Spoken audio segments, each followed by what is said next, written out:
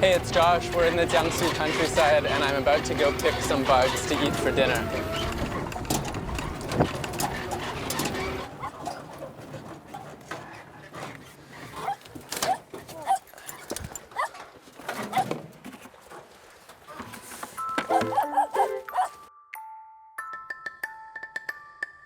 In China's Jiangsu province, outside of Lianyungang City, there's a worm stirring up an unlikely food craze. Originally known for destroying soybean plants, the doudan is a pest that's transformed into a seasonal delicacy, like lobster. I went to meet Lu Jun, an entrepreneur and doudan lover, who started a bug farm to meet the local demand.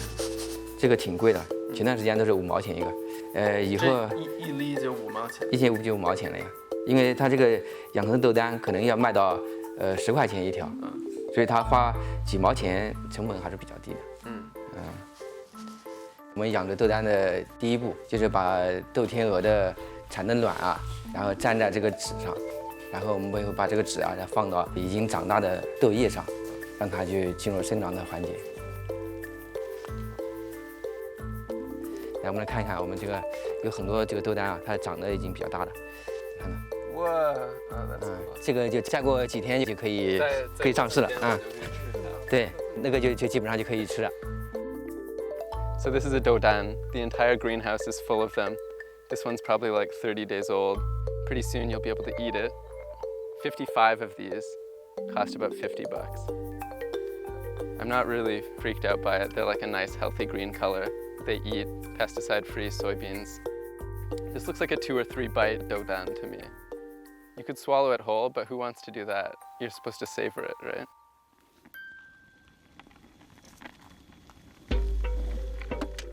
Xia Zhenqiang is the business partner and researcher behind Lu's Doudan enterprise. He studied doudan for 10 years at his lab at the Huaihai School of Engineering. I asked Mr. Xia to take me to his moth breeding compound so I could see his special techniques in action.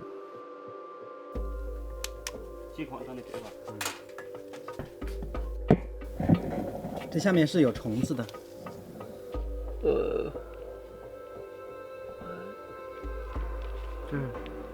它出来的这种叫子实体，这个是一种在中国是一种中药，但是在豆丹养殖这块，它就是一种有害的菌了。It's definitely a little gross. All of these doudan basically got some kind of weird fungal infection or problem, and so the result is that they become like weird brightly colored orange funguses or turn totally white and slimy. 哦，这个是一个蛹，它的尾巴很那个。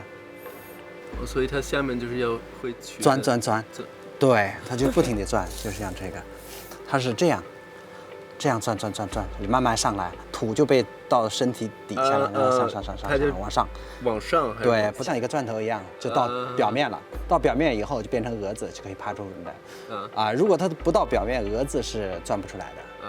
因为它身上很柔软。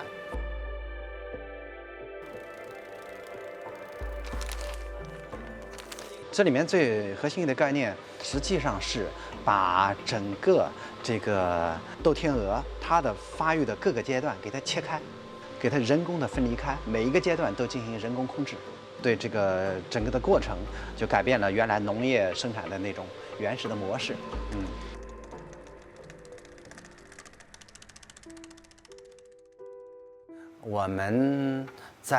我是73年生的，那时候很穷，家里没有多少东西可吃，那时候基本上只要能吃的我们都会吃。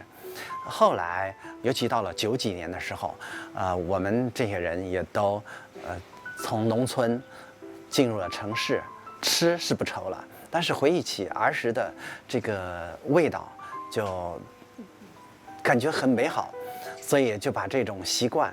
有了这个需求，把这个习惯带到城里了。那么相应的饭店，他也知道我们这种习惯，就开始把农村这些虫子收集过来，做一道菜肴提供出来。这慢慢的，这种就是习惯也就推广开了。当时就是一般人都会在野生环境会抓豆丹来吃而已。对，当时都是抓的野生的，而且量非常的大，大概是有一年有8万吨。但是后来好像外面也不会有那么多，是吧？现在确实是少了很多了。这个呢是从12年开始的。所以说，是因为市场的需求大，所以豆丹的那个量会越来越少嘛。某种程度上可以这么说，但这只是因素之一。用我们的话就是叫人们把它吃绝了。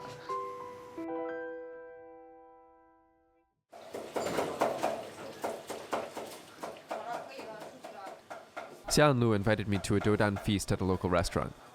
It turns out that cooking Doudan is as labor-intensive as breeding them.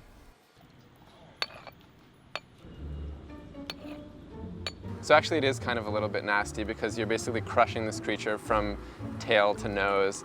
Bug comes on, guts come out. It looks like the consistency of like egg drop soup or something. I think I liked the look of them a little bit better when they were whole. Now there's just like all this bug pulp in the parking lot outside the restaurant and some measly white flesh in this basin next to her.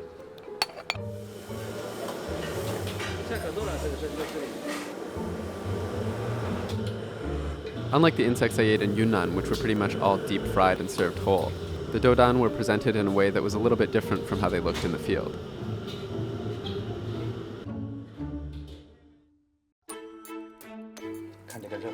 All right, let's try it.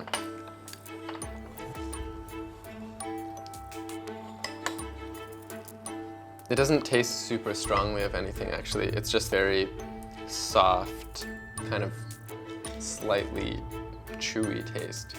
But let's try some more.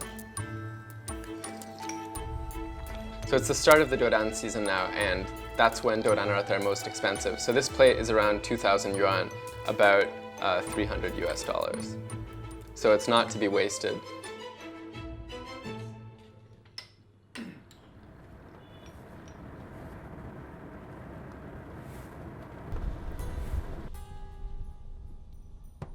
The most disgusting insect I can think of is the cockroach. It was with a mixture of dread and morbid curiosity that I headed to visit Xiaoping's cockroach farm in the middle of nowhere in Hunan.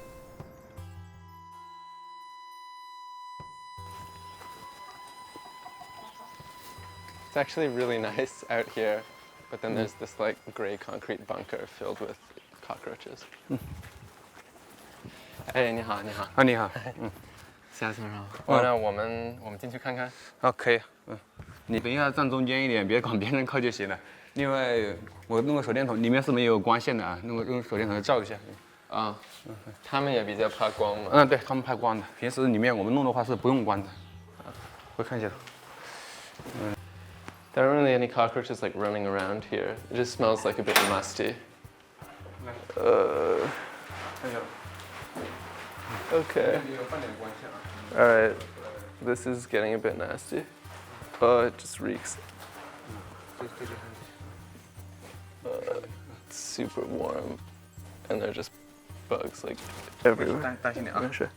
就只能走中间这条道，边上的话下面是土原，不好踩。They're just like crawling everywhere. It's really warm and hot. 要到下午的时候，他们基本上活动的时候，活动间就会大一点，就是密密麻麻，全部整个房间都是。这种这样的话，基本上可以生吃的都是，对吧？可以生吃。这种可以生吃的。啊，这是刚脱壳的，没关系的。啊，但是它壳跟能不能生吃有什么关系？它脱壳的时候，所有的内脏啊都会排泄清楚，里面基本上全是蛋白质的。So it's like pure protein albino cockroach that just like shed all of its skin. 本来是这样子的，一开始我养的是养土源的，家里面平时肉用多用的土源嘛。结果等我养土源之后，发现蟑螂跟它是可以一起混养的。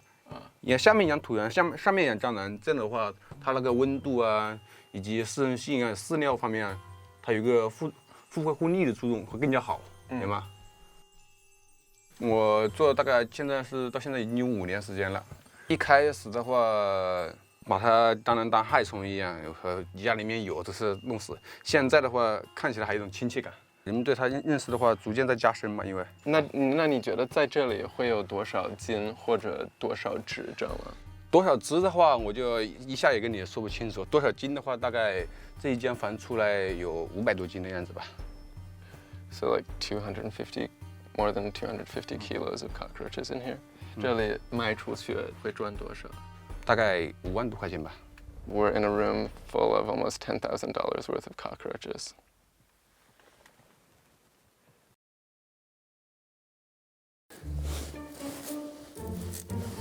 Hey, it's Josh, and we're harvesting cockroaches in Hunan to make into powder.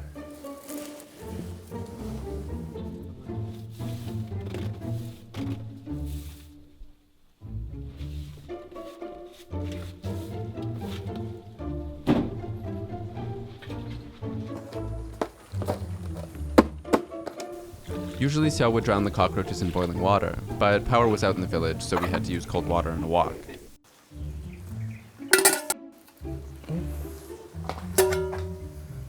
炸出来很脆的。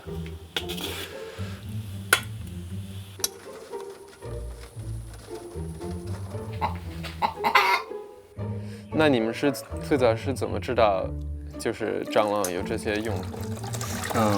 这个主要是看那些了解蟑螂那些科研报道啊，它里面有这种。就哪怕现在我这里养殖场的话，也有人经常有人说打电话过来问你这里有没有蟑螂，给它出哨，活的甚至说干的，这些都可以。身体上有什么疾病，就用来医生给他开的就是蟑螂药，他所以医生就跟他说，为了治病就要吃蟑螂。对。那你知道具体是蟑螂哪一部分就真的能治疗癌症？这的话，他们是从里面他们的细胞里面提取出来的。像我们自己说的话，我们也说不清。我不是专业人士的话，明白吧？那如果说有一个订单，然后他们要几百斤，那能赚多少？基本上我们从养殖蟑螂这一块的话，除了你一开始自己花的饲料成本，以及一开始的那个种虫投入，人工力，基本上剩下的就是纯利润了。像我们的农村地方的话，因为它吃的东西比较随意，普通的青菜、野菜它都可以食用。菜市场里面那蔬菜公司，他们收农户那些青菜以外，他留下那个菜叶，它都可以用我们直接弄过来养殖，所以成本的话相对是比较低的。成本比较低。然后员工的话，你们这里有几个人？员工的话就我一个，基本上就是我一家子在看护，一天只要下午的时候喂食一次就可以了。就一天一次来就行。一天一次就可以了。After collecting the cockroaches, we set off to Xiaoping's family home to cook them.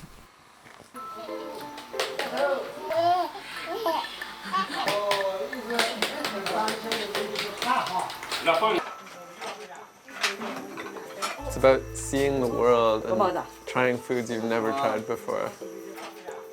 But this is like garbage. 我来闻一下。香吧？香是香，但是 it's really like a hot garbage smell. It smells like New York City sidewalk to me.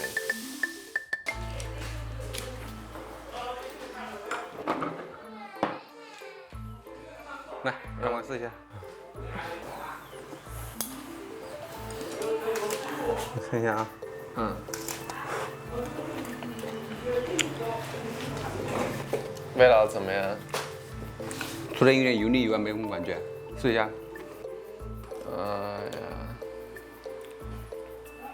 I just like really don't want to eat this.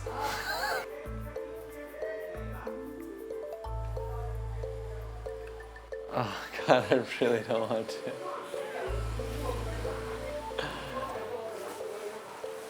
This is Josh. This is a cockroach. This is the cockroach farmer. And I guess I'll try one that he raised.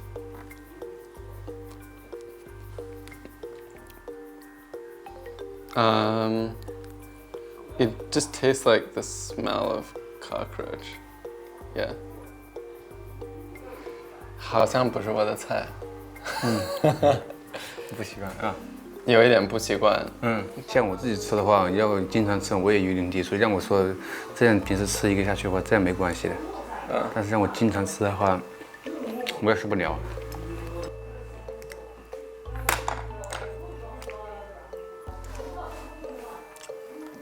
Xiaoping's cockroaches are mainly used for Chinese medicine. He grinds them up into powder form to ship to customers from his storefront in the village. I asked his neighbors if they knew what kind of powder it was. 辣椒快来喽！新香味，新的一香，好像那个鱼的香味，旺生味。 No one seemed to really enjoy the smell.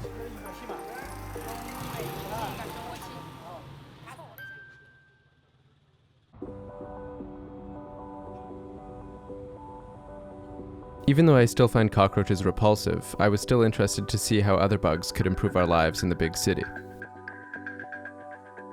Shenzhen's reputation as a startup paradise is empowering a tech firm that wants to create insect-based protein for a sustainable future. I went to meet Katerina Unger, the co-founder of Live in Hive, a sustainable, self-contained solution for growing mealworms in your own kitchen. Hey, Hi. nice to meet you. Hey, nice to meet you. So this is the hive. Yeah, this is the hive. It starts with the beetles in the top. That's where they have fun, they hang out, they lay their eggs. The eggs then hatch into baby mealworms. And out of these baby mealworms, the big mealworms develop. So that's already close to their end size. You feed each tray. So in each tray, there's 1 week of development, which means in the first one, there's week 1 of mealworms, week 2, week 3, week 4, week 5. So you feed each tray. You also feed the beetles.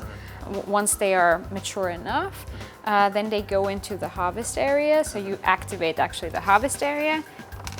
It looks like this. At this moment of time, the mealworms already matured partially into the pupae. Looks like this. So it's kind of the cocoon. Right. These you put back into the top to restart the life cycle. And the rest of the mealworms all go through to the second stage, and only the good ones will crawl across a ramp and fall into the harvest area. And so when you harvest, it looks like this. Oh, okay. So how long would it take to basically fill this with mealworms like we see here? So the life cycle is about 7 weeks. Once you have the cycle full going, you can harvest every week continuously.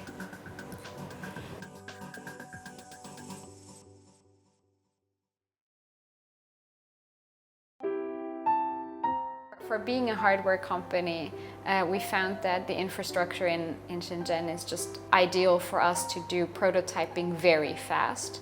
Here you order something and then the next day it arrives in your office. So prototyping and testing ideas quickly is very easy here. I was looking into industrial scale meat production of animal protein. This sort of led me to all different kinds of things. So I looked into microalgae, I looked into lab-grown meat, I looked into all different kinds of processes. And insects were just one of it. So it was just interesting to work with it as a food source. And it made the most sense just from a sustainability standpoint. Where do you see insect eating going, say, 30 or 50 years from now? It is a future food in some ways, but it's also a food of the past. Here in China, in Africa, in South America, people eat them already. For the next 20, 30 years, I think it's just gonna become very normal. You know, insect protein powder next to other protein powder or next to the flour in the bakery area in the supermarket, and people will acknowledge it as such. Katerina invited me to a mealworm brunch she was hosting with some friends. It was interesting to taste how virtually indistinguishable the mealworms were from normal ingredients.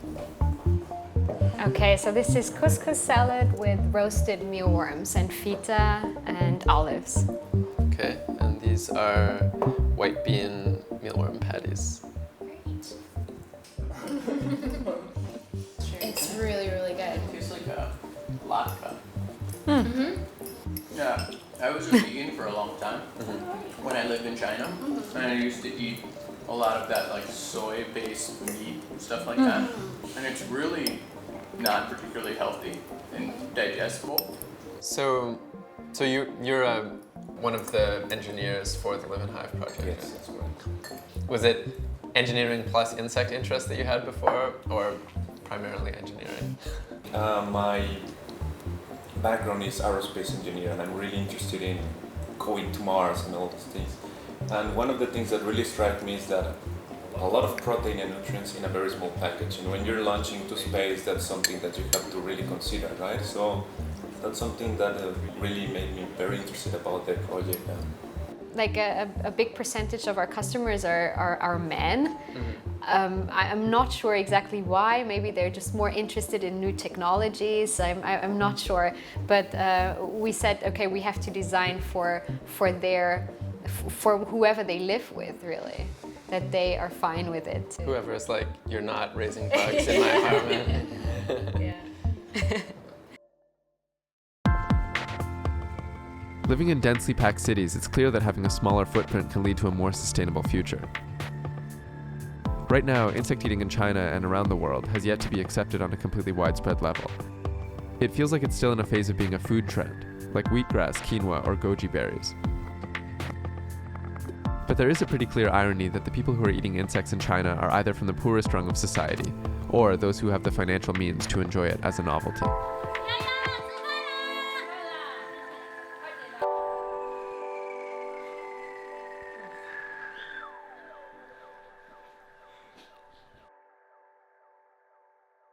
What 可以啊，这味道。